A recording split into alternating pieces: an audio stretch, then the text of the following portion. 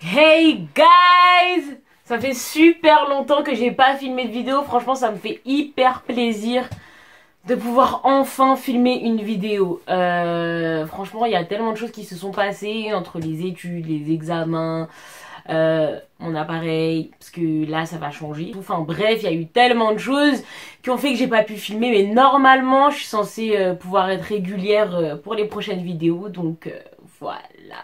Donc aujourd'hui je reviens avec quelques astuces pour les cheveux. En fait ce sera vraiment comment débuter en fait avec ses cheveux naturels. Parce que au tout début j'ai galéré. Mais quand je vous dis que j'ai galéré, c'est j'ai galéré. J'ai galéré dans le sens où j'ai commencé à regarder plein de vidéos sur YouTube. Mais quand je vous dis plein de vidéos sur YouTube, j'ai tout regardé. J'ai voulu tout tester dans mes cheveux. Il y avait des moments où c'était n'importe quoi. J'entendais l'huile de cuit, de je sais pas quoi, de je sais pas quoi. Je me suis dit mais c'est quoi ça? Et voilà, à vouloir tout essayer, je me suis perdue. Mais finalement, j'ai quand même réussi à trouver ma routine et j'ai envie de partager ça avec vous. Mais avant tout, j'aimerais remercier les 87 abonnés qui me suivent.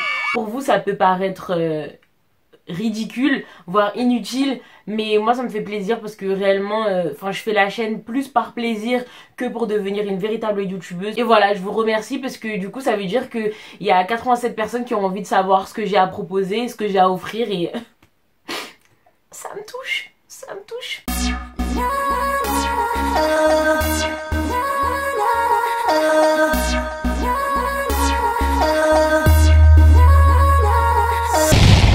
Vous allez peut-être vous demander pourquoi je fais une vidéo sur les cheveux naturels. Mais déjà c'est quelque chose qui me tient vraiment à cœur.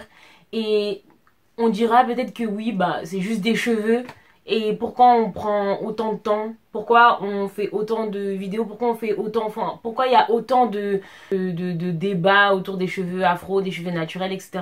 Moi, personnellement, je sais que c'est des cheveux normaux. Enfin, c'est un cheveu parmi tant d'autres. Mais tant que les personnes considéreront et nous jugeront en fonction de nos cheveux auront besoin d'être valorisés. Voilà une des raisons pour lesquelles je fais cette vidéo. Alors premièrement, de base, je prenais pas soin de mes cheveux. Vraiment, c'était shampoing, séchage, lissage. Shampoing, séchage, lissage, je faisais rien du tout de plus et je laissais tout le temps mes cheveux jusqu'à ce que mes cheveux soient abîmés, sachant que j'ai fait des colorations sur une autre coloration aussi après, donc ça a bien abîmé mes cheveux. Et là je me suis dit non Elodie, c'est plus possible. Franchement j'avais de beaux cheveux, j'avais des cheveux en santé. Et je les ai détruits juste pour avoir de la longueur. Parce que j'aimais trop qu'on me disait oh Elodie, tes cheveux sont trop beaux, ils sont longs et tout. Mais avant j'étais débile. Enfin bref. Et du coup j'ai toujours eu les cheveux naturels, mais comme j'ai lissé mes cheveux, ils ont perdu la texture qu'ils avaient, donc on pouvait dire que j'ai commencé en étant en transition. Donc du coup ça fait 3 ans que j'ai mes cheveux totalement naturels, que je prends soin de mes cheveux régulièrement, etc. Que je coupe les pointes, et ça c'est super important, couper ses pointes au moins tous les 3 mois, voire tous les 6 mois. Comme ça vous avez une bonne base et à chaque fois vos cheveux repoussent. Et du coup, la première astuce que j'ai à vous proposer, c'est de regarder vos cheveux. Alors là, j'ai un puff, du coup. Et en fait, quand je vous dis de regarder vos cheveux, c'est vraiment genre vous vous mettez devant un miroir. Vous prenez une mèche de cheveux, un cheveu, peu importe. Vous regardez comme ça, vraiment. Vous regardez vos pointes. Et vous vous dites, est-ce qu'elles sont en bon état? Est-ce qu'elles sont fourchues? Est-ce que j'ai des cheveux qui s'en vont? Hein, comme ça, comme le cheveu que je viens de perdre.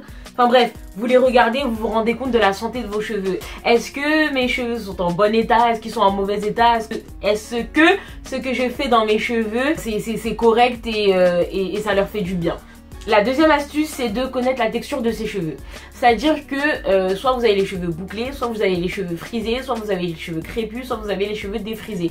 Et en fait justement ça c'est important, pas pour dire un tel a de plus beaux cheveux que d'autres, non, mais c'est pour savoir quel type de produit va être adapté à vos cheveux, étant donné que sachant que les cheveux en transition et les cheveux crépus ont besoin de plus de soins que d'autres, bah ce sera important par rapport à ça. Parce que parfois on va voir une gamme, on va se dire oh il y a une youtubeuse qui va proposer ça, oh my god, et vous êtes là et tout, vous vous dites moi aussi je veux, mais en fait non, parce que ça va pas avec vos cheveux. Faut vraiment que vous puissiez savoir quelle est la texture de vos cheveux, parce que tel produit, tel composant dans tel produit ne sera pas forcément adéquat pour vos cheveux. Donc voilà. Sachant que des cheveux qui seront en transition n'auront pas forcément les mêmes besoins que des cheveux qui seront crépus. C'est-à-dire qu'un cheveu qui sera en transition aura besoin de plus d'hydratation parce que vous avez une partie naturelle et une partie qui sera plutôt vraiment sèche. Par exemple, vous avez les cheveux en transition, c'est là qu'il va falloir privilégier des coiffures protectrices parce que vous allez voir, vous allez avoir deux textures différentes et c'est hyper difficile à manipuler. La troisième astuce, ça va être de connaître la porosité de ses cheveux et justement, c'est une phase très importante parce que si vous connaissez la porosité de vos cheveux, c'est là que vous allez vraiment pouvoir adapter les produits, notamment les huiles à vos cheveux. Je m'explique. La porosité permet de savoir à quel degré un produit ou une huile va pouvoir pénétrer votre cheveu pour l'hydrater. On a trois types de porosité. La porosité faible, la porosité normale et la porosité élevée. Alors la porosité faible, ça va vouloir dire que votre cheveu a des écailles hyper fermées. Et donc du coup, elle va pas vouloir absorber l'hydratation. Donc ça veut dire que ça va pas absorber l'eau dans vos cheveux. C'est tellement fermé que peu importe le produit que vous allez mettre dans votre cheveu, il va glisser en fait sur le cheveu. Et du coup ça va pas pénétrer et si par exemple vous mettez des produits gras, ça va rendre vos cheveux gras plutôt que les rendre hydratés. Porosité normale, il n'y a aucun problème, ça veut dire que l'écaille de votre cheveu est normale et donc on se préoccupe pas tant que ça. Enfin la plupart des produits généralement sont bons pour vos cheveux. Tandis que pour la porosité élevée, là, les écailles de vos cheveux sont extrêmement ouvertes et elles sont ouvertes à tel point que peu importe le produit que vous allez mettre, il va rentrer, il va ressortir. Donc pour avoir la porosité de vos cheveux, il y a deux techniques. La première que je vais vous donner, c'est on va dire la plus fiable, mais elle est fiable à 90% et non pas à 100% parce que en fait tout va dépendre des produits que vous utilisez dans vos cheveux avant, même si vous les lavez. Donc du coup il va falloir faire ce test sur des cheveux propres, donc je sais pas, vous tirez un cheveu, peu importe, et vous mettez ce cheveu dans un verre d'eau. Donc soit le cheveu coule au fond du verre d'eau, et là vous avez une forte porosité, donc une porosité élevée. Et là du coup généralement c'est des cheveux qui sont plutôt abîmés. Soit le cheveu reste au milieu de l'eau et là du coup vous avez une porosité normale. Soit il reste au-dessus de l'eau et là ça veut dire que votre porosité est faible et qu'il va falloir adapter des produits en fonction. Donc ça c'est le premier test. Le deuxième test en fait c'est de prendre un cheveu et en fait Est-ce que j'ai un cheveu là? Tout à l'heure j'avais un cheveu. Je vais en prendre un. Là vous avez un cheveu, bon je sais pas si vous le voyez à la caméra, hein, on va voir, je sais pas, enfin bref. Et là du coup vous avez un cheveu. En fait il va falloir toucher le cheveu de cette manière. Si vous sentez que le cheveu est lisse de cette manière quand vous le touchez, c'est que vous avez une porosité faible. C'est-à-dire que le cheveu il est tellement lisse que vous sentez que les écailles sont vraiment fermées. Si par exemple vous touchez votre cheveu de cette manière et que vous sentez qu'il y a des bosses, et là justement c'est que vous avez une porosité élevée. Et là justement c'est ce que je vous disais, c'est que les cheveux généralement sont abîmés, asséchés. Donc en fonction de cette porosité, on arrive à la quatrième astuce. La quatrième astuce, ça va être au niveau de la routine capillaire. Alors écoutez, pour la routine capillaire, je vais pas en faire des tonnes, je vais vous expliquer rapidement quelles sont les différentes routines, mais quand je vais vous expliquer la mienne, vous allez comprendre que finalement c'est vraiment facile, parce qu'au premier abord qu'on voit ça, on se dit oh purée, ça va me prendre beaucoup de temps, c'est relou, je comprends pas comment les filles elles font pour prendre plus de 3 heures pour s'occuper de leurs cheveux, et franchement c'est un temps mais incroyable. Généralement moi maintenant ça me dure 1 heure maximum, grand maximum c'est 2 heures si je veux un masque, mais c'est tout. Donc généralement pour la routine, vous me direz que quand vous avez une routine complète, ça va être bain d'huile, ou alors vous utilisez de l'aloe vera, ensuite ce sera shampoing, après shampoing, après le masque, après la lock méthode. Mais écoutez, le bain d'huile c'est pas obligatoire. Tout le monde n'en fait pas, moi j'en fais pas. Généralement je fais par exemple tous les 3 mois, je vais juste prendre de l'aloe vera, le gel d'aloe vera, et je vais le mettre sur mes cheveux. Mais sinon, pour moi le plus important c'est vraiment shampoing, après shampoing, masque et ensuite lock méthode. Le shampoing, alors, en fonction de la porosité de vos cheveux, comme je le disais, quand vous avez une porosité qui est faible, privilégiez un shampoing hydratant parce que ça a du mal à absorber l'hydratation, et justement en utilisant de l'eau chaude quand vous vous lavez les cheveux, ça va ouvrir les écailles et justement ça va permettre aux actifs hydratants du shampoing de mieux pénétrer. Donc déjà c'est mieux. Tandis que pour les personnes qui ont une porosité élevée, ce sera mieux justement pour elles d'utiliser un shampoing protéiné qui va justement entre guillemets nourrir le cheveu. En fait nos cheveux sont comme des plantes, donc il faut les nourrir et les hydrater. Il faut leur donner de l'eau et à manger.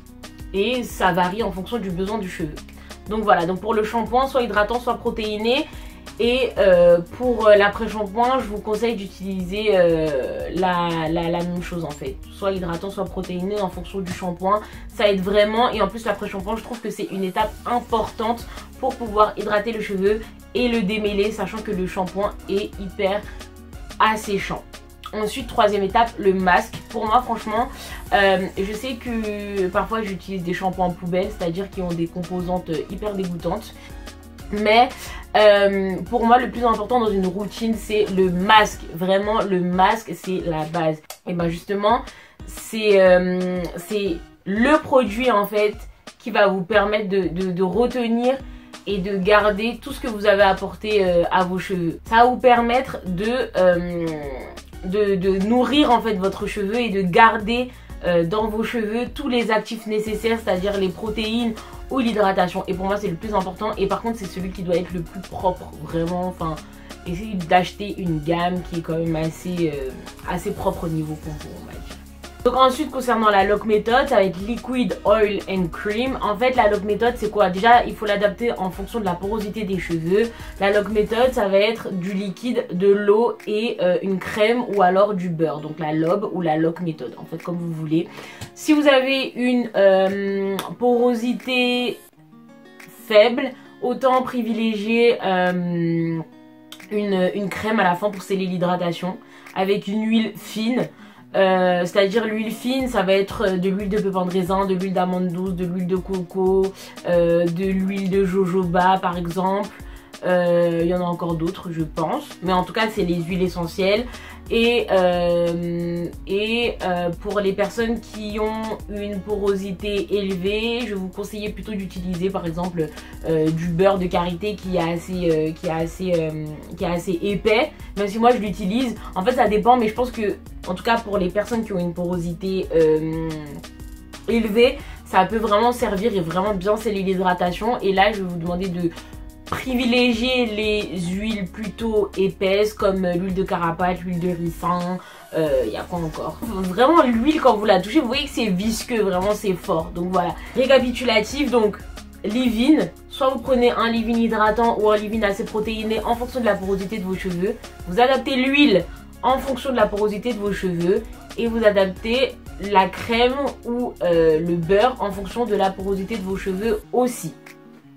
Enfin, concernant le fameux vaporisateur, moi je l'utilise pas, je trouve qu'il n'est pas forcément nécessaire. Et pour pouvoir fuir ce vaporisateur, je lave mes cheveux une fois par semaine. Comme ça m'évite de démêler les cheveux, parce que parfois j'ai l'impression que quand on veut réhydrater les cheveux, ils sont secs et tout, et ça les abîme plus qu'autre chose en fait d'utiliser un vapo. Sachant que pour moi dans un leave-in il y a déjà toutes les vertus hydratantes qu'on a dans le vapo, donc pour moi ça sert à rien de l'utiliser. Après ce n'est que mon avis, mais en gros chaque fin de semaine ce que je fais c'est que je me lave les cheveux soit avec un co-wash, donc spécialement co-wash, soit avec un après-shampoing, et ça lave les cheveux en douceur et ça enlève toute la saleté et la pollution de la semaine, et en plus ça abîme pas les cheveux, donc que demande le peuple. Pour le lavage, je vous conseillerais de laver vos cheveux en plusieurs sections. Franchement c'est plus facile, ça facilite et ça va hyper rapidement. Et justement c'est là que tu te rends compte que la routine fait son chemin. Sachant que j'aime pas prendre du temps en me lavant les cheveux parce que c'est vraiment relou. Et en plus mes cheveux shrinkent énormément, ils rétrécissent énormément.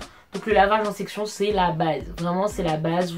Vous sectionnez vos cheveux en 4 ou en 2 comme vous voulez. Enfin vous sectionnez vos cheveux de la manière dont vous êtes le plus à l'aise. Et vous allez voir que le lavage ne sera que plus facile. Une fois par mois ou une fois toutes les 5 semaines on va dire, c'est là que je fais vraiment shampoing après shampoing, masque et lock méthode. Mais généralement c'est co-wash ou après shampoing et après la lock méthode, comme ça c'est rapide, facile, efficace, concis, précis, rien à ajouter. Pour l'achat des produits, justement, moi ce que je vous conseillerais c'est de tester des huiles en fait dans vos cheveux. 3 huiles maximum vraiment, ça sert à rien d'en mettre plein dans les cheveux. Vraiment faites pas confiance aux youtubeuses. Enfin, pas faites pas confiance aux youtubeuses, faites-leur confiance, mais n'achetez pas tous les produits qui sont proposés. Parce que parfois, même dans leurs cheveux, c'est un flop total. C'est-à-dire que vous allez voir ses cheveux, vous allez faire oh my god, she has beautiful hair. Tu vois? Et donc, du coup, non, ça sert à rien. Parce que même elle, parfois, les produits, les gammes qui lui sont proposées, c'est même pas des gammes qui vont à ses cheveux. Donc, moi, ce que je dirais, c'est d'utiliser les huiles. En fonction des huiles, vous voyez l'huile qui va avec vos cheveux. Et en fonction, vous achetez un produit où la principale composante est l'huile. Pour les ustensiles, enfin tout ce qui est brosse, peigne et tout, moi je dirais utiliser un peigne à grosses dents ou alors une brosse à grosses dents type Tangle Teezer et Deadman Brush. Pour la Deadman Brush, faites bien attention à prendre celle afro. Et pour la Tangle Teezer, bah, elle est pas mal. Sinon vous avez la Desatai qui est une copie, enfin un dupe, et c'est à peu près pareil. Franchement, moi je trouve que c'est pas mal, ça démêle hyper bien les cheveux. Et pour les plus courageuses d'entre vous, si vous voulez utiliser vos doigts pour démêler, c'est bien aussi, mais pardon, je n'ai pas cette patience, so sorry. Et enfin, on arrive à la dernière astuce de cette vidéo. Donc ça va être sur les coiffures protectrices, puisqu'en fait c'est ça qui est important. Et justement, ça va éviter de trop manipuler ses cheveux, de trop sécher ses cheveux. Ça, c'est des choses qui assèchent énormément les cheveux, qui les abîment énormément. C'est l'erreur que j'ai faite, notamment avec le lissage, et c'est quelque chose que je conseille pas. Donc du coup, vous avez les mèches. Pour moi, c'est la base, vraiment les mèches, même si je le fais pas tout le temps. Et les mèches, je conseillerais de faire ça tous les 1 mois et demi, tous les 2 mois. Parce qu'en fait, les mèches, ça attire. Et ça attire au point où ça va abîmer en fait les cheveux. Et vous allez voir justement que ça va les fragiliser. Et c'est pas la meilleure des choses. Ensuite vous avez tissage et perruque. Pour celles qui ont l'habitude, je sais pas exactement comment ça fonctionne. Mais en tout cas je sais que généralement c'est à base de natte collée. Assurez-vous de bien mettre les huiles qui vont vous permettre de protéger vos cheveux. Et de pouvoir leur apporter l'hydratation et les nutriments nécessaires. Pour celles qui veulent par exemple lisser leurs cheveux ou faire un brushing, utilisez bien s'il vous plaît un protecteur de chaleur. Et c'est pas la peine d'aller dépenser dans un protecteur de chaleur qui coûte je ne sais pas combien d'euros. J'ai découvert que l'huile de pépin de raisin pouvait protéger les cheveux jusqu'à 180 degrés. Et moi c'est ce que j'utilise quand je fais un brushing ou que je me lisse les cheveux. Et franchement le résultat est impec. Et je retrouve mes cheveux dans leur forme naturelle après quand je les lave. Et enfin, dernière chose, pour protéger vos cheveux la nuit, faites une coiffure protectrice, franchement 2 grosses nattes, 3 grosses nattes, 5 vanilles, enfin peu importe. Mais dormez avec soit un bonnet en satin, soit un foulard en satin, soit avec une tête d'oreiller en satin. Ça va protéger vos cheveux, ça va éviter que vos cheveux se frottent et que ça arrache justement les cheveux, puisque généralement les têtes d'oreiller sont en coton et ça arrache, ça tient les cheveux. Il en est de même pour quand vous lavez les cheveux. Privilégiez un t-shirt en coton ou alors une serviette microfibre plutôt qu'une serviette parce que ça garde les cheveux en fait. Et quand vous lavez les cheveux et que vous essuyez vos cheveux avec, vous vous rendez compte que ça prend, enfin genre dans la serviette vous sentez qu'il y a quelques cheveux qui sont là en mode vous voyez ou pas? Pour finir cette vidéo du coup je voulais remercier ma cousine Keren, hein, tu sauras, celle qui m'a vraiment poussé à prendre soin de mes cheveux et tout. Quand j'ai vu son parcours, franchement je me suis dit moi aussi. À ma tante Gerdite, hein, qui elle a commencé à m'acheter justement les produits pour que je commence à prendre soin de mes cheveux. Et justement c'est comme ça que j'ai connu les marques américaines pour prendre soin de mes cheveux. Et merci aussi aux marques américaines, parce que sans vous, franchement je suis désolée mais la France trop en retard. C'est que maintenant que ça commence à faire ce qu'il faut faire, mais trop en retard. Un dernier dédicace à ma coiffeuse Stacy qui a fait en sorte justement que je puisse avoir des cheveux en bonne santé, qui me coupe les pentes régulièrement et voilà, qui me dit quand mes cheveux sont en bon état, qu'ils sont pas, et qui fait attention en fait à la santé de mes cheveux. C'est pas toutes les coiffeuses qui sont comme ça, so thank you.